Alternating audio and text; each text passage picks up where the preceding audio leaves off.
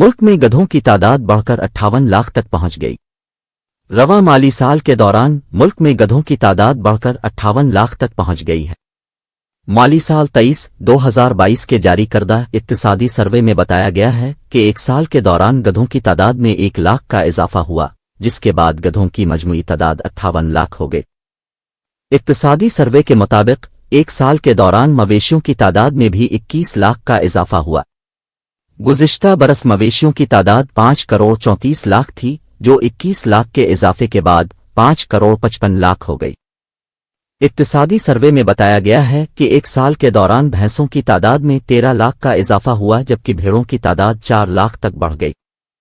Survey کے مطابق مالی سال 23-2022 میں اونٹوں، خچروں اور گھوڑوں کی تعداد میں اضافہ نہ ہو سکا۔